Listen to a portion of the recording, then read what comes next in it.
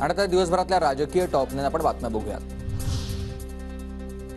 पुण्यात अजित पवार गटाला फटका। राष्ट्रवादीचे माजी शहराध्यक्ष आणि माजी महापौर संजोग वाघेरेंचं आज ठाकरे गटात प्रवेश होणार।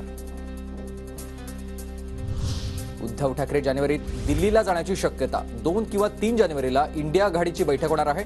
बैठकीसाठी महाविकास आघाडीतील वरिष्ठ नेते दिल्लीला जाणार असल्याची माहिती। 100% भाजप हाच भाजपचा नारा आहे आणि त्यामुळे 288 जागा एवढ्यानंच एकट्यानंच लढवण्याचा भाजपचा कट आहे। राष्ट्रवादीचे नेते एकनाथ खडसे यांचा आरोप।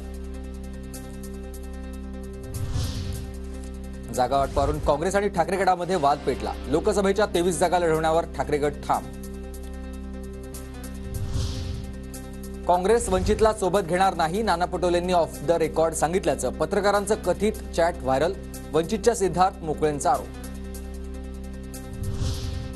ठाकरे गटाच्या सुधाकर बडगुजर यांना नाशिक न्यायालयाकडून दिलासा। एसीबीने दाखल केलेल्या गुन्ह्यात बडगुजर यांना अंतरिम जामीन मंजूर।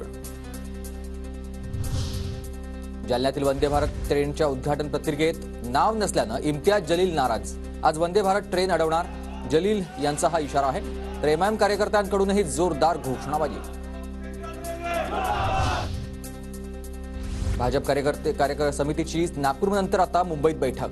शनिवारी मुंबईतील वसंत स्मृतीमध्ये होणार आहे भाजपची बैठक। आगामी लोकसभा निवडणुकीच्या पार्श्वभूमीवर रणनीती ठरणार।